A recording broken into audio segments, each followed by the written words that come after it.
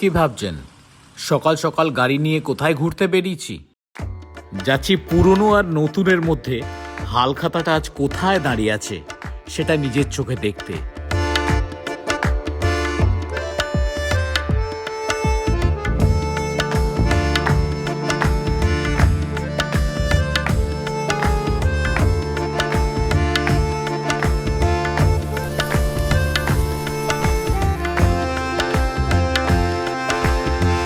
নববর্ষ বলে কথা।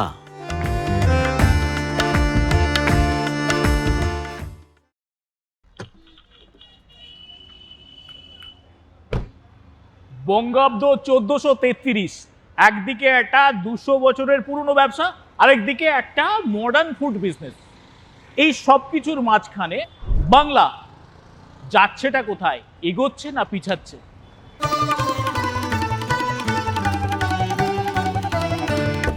এটাই শোভাবাজারের শ্রীমন্ত গুড়ের আড়ত। 206 বছরের পুরনো একটা বাঙালিক ব্যবসায়িক প্রতিষ্ঠান। এরা মূলত 6 প্রজন্ম ধরে গুড়ের ব্যবসা করে আসছে, আর এদের হাত ধরেই আজ বাংলার গুড় পাড়ি দিয়েছে বিদেশের মাটিতে। বাকি গল্পটা ওদের মুখ থেকেই শুনে নেওয়া যাক। এখন প্রশ্নটা হচ্ছে, 200 বছর ধরে একটা ব্যবসা, এই গুড়ের আড়তটা চলছে কিভাবে? আমি হচ্ছি তন্ময় বেরা, শ্রীমন্ত গুড়ের আড়তের কর্ণধার। আজকে 207 বছরের প্রতিষ্ঠানে আমি হচ্ছি 6th জেনারেশান।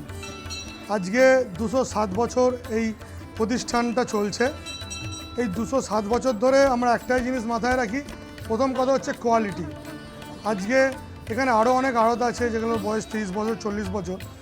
আজকে আমাদের এই গুড় শুধু আমাদের ভারতবর্ষের মধ্যে সীমাবদ্ধ নেই, আজকে ইন্ডিয়ার বাইরে এবছর ফিনল্যান্ড, ইউরোপ, প্রত্যেকটা কান্ট্রিতে আজকে অনলাইন আর সোশ্যাল সার্ভিসের মাধ্যমে আমরা দিয়ে থাকছি, এবং অনলাইন সার্ভিসের মাধ্যমে ডোর টু ডোর লোকের কাছে গুঁড়ো পৌঁছে যাচ্ছে। আজকে কোয়ালিটি যদি মেনটেন করা যায় তাহলে সব কিছু ঠিকঠাক টিকে থাকবে।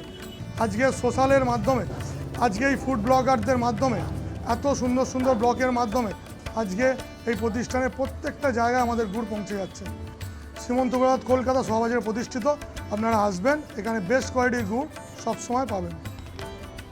প্যাটার্নটা কখনো চেঞ্জ করতে ইচ্ছা হয়নি, মানে নতুন কিছু? আজ পুরনো জিনিসটা একই কারণে আমি বলবো চেঞ্জ করতে চাই না, তার কারণ হলো বাঙালি প্রতিষ্ঠানগুলো হারিয়ে যাচ্ছে। নতুনের সেই মজা কোথায় যা পুরনোতে আছে? আজকে আপনারা বলুন তো, নতুন কদিন স্থায়ী, আর পুরনো ওল্ড ইজ গোল্ড একটা কথা আছে জানেন তো। আজকে আমার এই দাদু বাবার এই প্রতিষ্ঠান একইভাবে তাদের আশীর্বাদ এখনও বিরাজ করে আছে।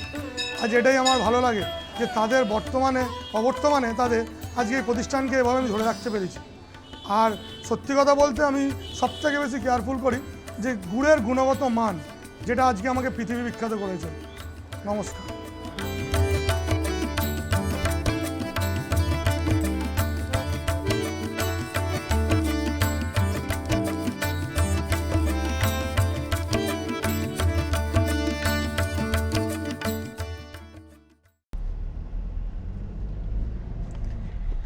আরজিকর থেকে ইএম বাইপাস যাওয়ার যে রাস্তাটা, মানে ঠিক আরজিকরের উল্টো দিকে যে রাস্তাটা দিয়ে ইএম বাইপাস যাওয়া যায়, খালপাড়, এখানে একটা পাশে লাইন দিয়ে প্রচুর গোডাউন আছে, আর সবই মোটামুটি সিএনএফ টাইপের ফরম্যাটের বিজনেস।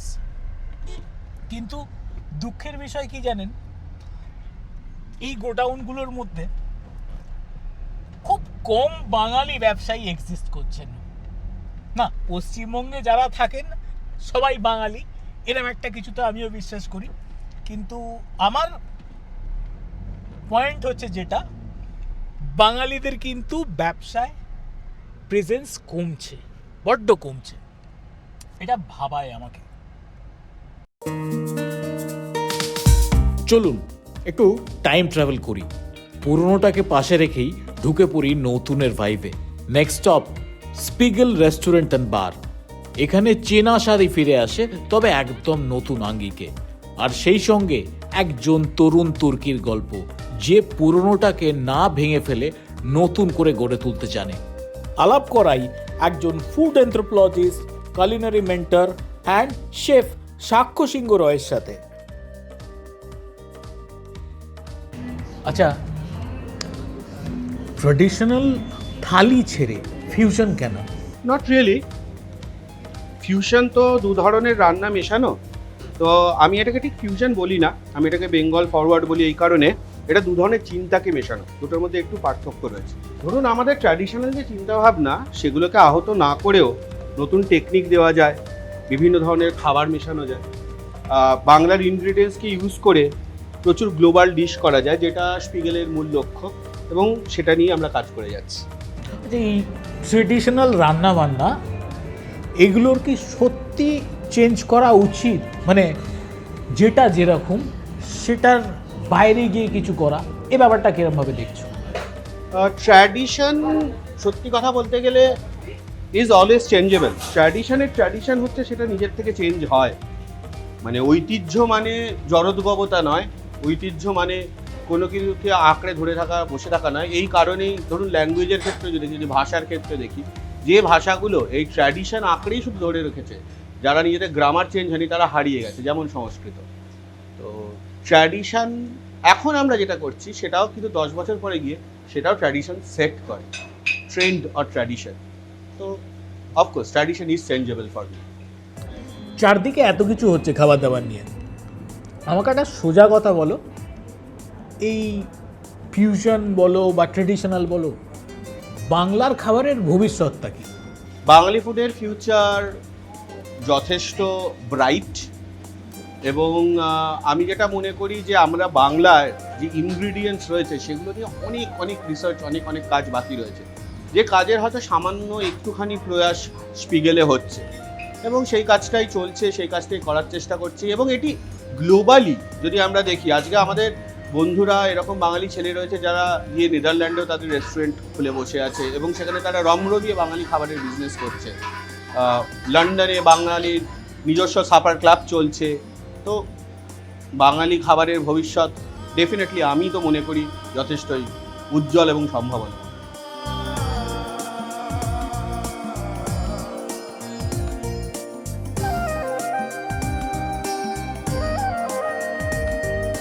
চলুন এবার দুপক্ষকে সামনাসামনি বসিয়ে একটু আড্ডা মেরে নেওয়া যাক। আচ্ছা, তোমরা তো দুজনে মানে দুপক্ষ দুটো পৃথিবী থেকে বিলং করো, মানে তুমি ট্রেডিশনাল ওয়েতে সব কিছু ভাবছো আর তুমি মডার্ন ওয়েতে, তা একই টেবিলে বসে কেমন লাগছে? ভালো, আমি সবসময় চাই যে নতুনকে স্বাগত জানাই। বাহ, ভালো লাগছে, কারণ ট্র্যাডিশন বা মডার্ন যাই বলি, পুরো জিনিসটাই তো একে অপরের পরিপূরক। আচ্ছা, তো একসাথে সেটা দুটো এন্ডকে মিশলো, সেটা তো স্পিগেলের একটা কাজের জায়গা, তো ডেফিনেটলি ভালো লাগছে। তোমাদের দুজনের জায়গা থেকে কিছু ব্যক্তিগত সমস্যা থেকেই যায়। আমি তন্ময়কে বলছি, ধর তুই যেভাবে ব্যবসাটা করিস তোর নিজস্ব কিছু চ্যালেঞ্জেস আছে, রাইট? একইভাবে সাক্ষ্য যেভাবে পুরো জিনিসটা ভাবে, সাক্ষ্যরও কিছু চ্যালেঞ্জেস আছে, আবার কিছু স্যাটিসফ্যাকশন বা ফেথও আছে। তোর ফেথের জায়গা কোনগুলো? মেনলি হচ্ছে আমি প্রেফার করবো যে এতদিনের পুরোনো বিজনেসটাকে কোয়ালিটি মেনটেন করে এগিয়ে নিয়ে যাবো, যা আজ আমাকে শুধু ইন্ডিয়ার বাইরে নিয়ে যেতে সাহায্য করেছে। চ্যালেঞ্জেস প্রচুর আছে। প্রথম চ্যালেঞ্জ, যেহেতু আমি কিচেনের এবং আমি অত ভালো কথা বলতে পারি না, প্রথম চ্যালেঞ্জ হচ্ছে যে এই যে চিন্তা ভাবনাগুলো এগুলোকে আমার কিচেন টিমকে বোঝানো, এটা আমার একটা খুব প্র্যাকটিক্যাল চ্যালেঞ্জ।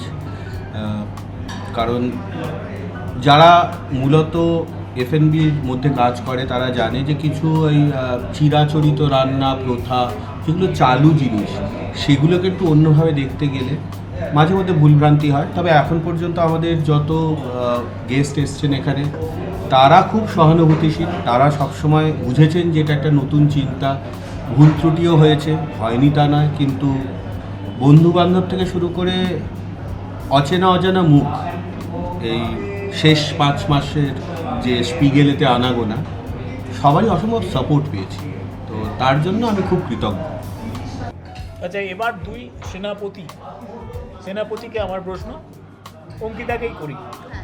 তোমার কি মনে হয়, মানে তোমরা যদি তোমাদের এই ব্যবসার খোল নলচে বদলে ফেলো তাহলে কি তোমরা হারিয়ে যাবে?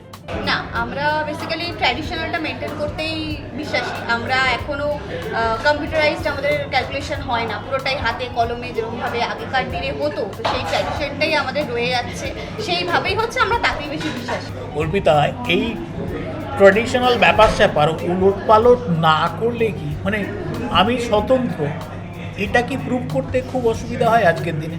না, স্বতন্ত্রতা প্রুভ করার জন্য যে পথটা আমরা বেছে নিয়েছি, আমার মনে হয় যে সেখানে পুরনোকে সাথে নিয়ে নতুনের দিকে যাওয়ার যে ব্যাপারটা, ঠিক আছে, সেটাই আমাদের স্বতন্ত্রতার পথ। আমরা কিন্তু সব ভেঙেছি, কিন্তু প্রথম আমাদের স্পিগেল যখন শুরু হয়েছিল এবং আমাদের ভিশন হচ্ছে এটাই যে আমরা পুরনো জিনিস নিয়ে, মানে আমি এখানে পুরনো জিনিস বলতে বাংলার ইনগ্রিডিয়েন্ট যদি বলি, ঠিক আছে, বাংলার ইনগ্রিডিয়েন্টকে আমরা হচ্ছে ফাইন ডাইনিংয়ে দেখিয়েছি এমনভাবে একটা গ্লোবাল মানে লেন্সে।